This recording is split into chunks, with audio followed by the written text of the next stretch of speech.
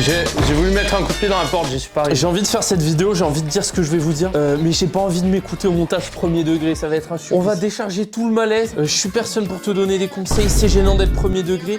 Pour qui tu te prends, fils de pute? Ratio plus ta mère, elle loser, tu fais des micro-trottoirs comme elle Ryan. Tu vois, il y a le petit micro ici. Et ce petit micro, il est hyper pratique, il est hyper mignon. Parce qu'en fait, je peux faire des choses comme ça. Là. Oh oui, tu aimes quand il est comme ça, il est pas saturé, oui. Ah oui, un fan Si t'es un adulte accompli, que t'as fini la vie, la vidéo elle est pas pour toi. La vidéo elle est pour le mec qui se cherche un peu, qui cherche à devenir un tryharder, qui est jeune, qui cherche à avoir des sous. Et c'est des petits conseils. Moi, je te dis pas que j'ai un e-book de fils de pute à te vendre. D'ailleurs, il y a bientôt la nouvelle formation d'El Ryan. Oubliez pas d'aller vous abonner à son mail tous les lundis, c'est très drôle. Moi, ça me divertit beaucoup. En fait, je suis un jeune entrepreneur. Toi, jeune entrepreneur. J'ai un tableau Velleda.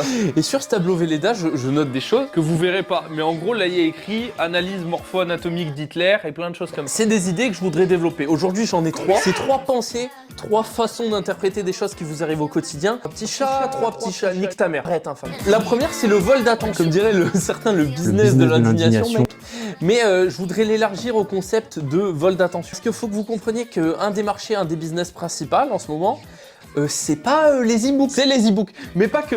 Il y a aussi voler votre attention et se divertir sur des choses qui vont vous mener à votre perte. Prenons un exemple complètement au hasard. Quand tu fais des news de merde sur des sujets de merde et qui vont juste déprimer les gens qui vont regarder la vidéo, leur faire perdre du temps et plein de choses comme ça, tu fais ça non pas parce que tu crois que tu peux changer quelque chose, que ça serait te prendre pour un imbécile. Et je prends pas les gens qui font ça pour des imbéciles, je les prends juste pour des... pour des enculés. Voilà, ça n'a rien à voir. Donc quand certains gens vous divertir, bon déjà ils seront pas drôles donc ils vont mal divertir. Ils vont même pas vous y faire gagner quelque chose. Moi le but dans ces vidéos ou dans les vidéos sur la chaîne Muscu, c'est vous faire gagner quelque chose. 2 points motivation, bonne humeur. Mais je me dis moi je vais essayer de gagner ma vie sans détruire celle des autres. Oubliez pas que vous donnez votre temps à des gens. Et ton temps il vaut pas que dalle. Temps c'est de l'argent mec. Je pense que temps égale argent et certains mecs ne croient pas du tout à ce qu'ils font.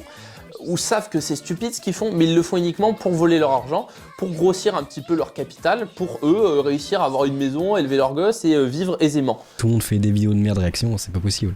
Mais après ça marche, donc voilà, c'est le business. Ça il faut pas l'oublier, mais dans l'histoire c'est toi qui te fais baiser. Donc tu peux décider de baiser les autres si tu le veux et devenir comme ces gens, ou décider d'arrêter de te faire baiser et de te faire voler ton temps. Donc ça c'était le premier point. Le deuxième point il va se rallier à ça. Ce deuxième point il se rallie à une vidéo que j'ai vue il y a pas longtemps de Simon Bavastro, je crois qu'il m'aime pas, je sais pas, bref. Et il a abordé un point super important en fait, c'est la passivité. C'est-à-dire que beaucoup de gens font des choses mais restent passifs dans ce qu'ils font. Quand tu regardes un putain de live Twitch, tu es passif, donc encore une fois tu donnes ton temps. Mais là je prends l'exemple d'internet, mais ça peut être quand tu fais des études sans savoir où ça va. Plus vite et plus jeune tu vas te rendre compte que tu te trompes de voie, parce qu'on s'est tous trompés de voie, on est tous allés à un endroit qui nous plaît pas. Tout dépend de ton niveau de golémisme, tu vois, si t'as un golem de niveau élevé, tu vas jusqu'à 40 ans dans ton entreprise, et à 40 ans tu fais un burn-out et tu te rends compte que t'as raté ta vie, tu détestes ce que tu fais. À 17 ans, à 18 ou avant 20 ans, t'arrêtes ou tu te lances déjà dans des quêtes annexes, dans des trucs qui te font kiffer, et là t'as un niveau de golémisme beaucoup plus bas. En gros, faire preuve de passivité, c'est suivre l'engrenage. Suivre l'engrenage, je le dis pas en mode ouais, dans la matrice, t'es un putain de golem. Non, je te dis, arrête de suivre l'engrenage en mode ne reste pas passif. Te lève pas tous les matins pour aller suivre quelque chose. Essaye de te lever tous les matins pour faire quelque chose que tu comprends, quelque chose qui te fait envie et quelque chose où tu vois l'intérêt. J'en ai vu à la fac, j'en ai vu dans des écoles, j'ai fait des années là-dedans, j'en ai vu dans des travails de smicards qui ont l'impression d'avoir un sens, ils se mentent. Ces gens ne se rendent pas compte à notre âge du problème que c'est. Mais quand ils vieillissent, qui commencent à avoir 46 ans comme moi j'ai, et ben là ils se rendent compte que c'est trop tard, tu vois. Ça veut pas dire fais des e-books, hein. Toi, ça peut être ce que tu kiffes de la maçonnerie, tu sais. Peut-être que t'as 3/4 de sang portugais, tu vas monter ta boîte de maçonnerie, tu vas faire travailler des cons, des mecs qui veulent rester maçons et qui feront rien de leur vie, mais toi, tu vas créer ta boîte et tu vas devenir pété d'oseille. On n'en parle pas assez des maçons, c'est un bis de fou. Tu peux être arboriculteur si t'adores ça, enculé. Moi, j'aime pas ça. Non, mec, je couperai pas des arbres. Je couperai pas des arbres. Je couperai pas des arbres toute ma putain de vie, mec. Et le dernier point, il est plus important. Pour le coup, il est plus actuel pour moi. Quand tu vas te mettre à être actif dans ce que tu veux, vers quelque chose qui t'intéresse, là, tu vas perdre. Tu vas perdre et tu vas te rater. Et quand tu vas perdre et que tu vas te rater, va pas falloir redevenir une merde, parce que sinon ça va pas marcher. La résilience en physique pure, c'est la valeur caractérisant la résistance à un choc. Soit t'es intelligent, t'arrives à dériver ce concept sur ta vie, soit il faut t'expliquer en quoi ça a un rapport avec ta vie.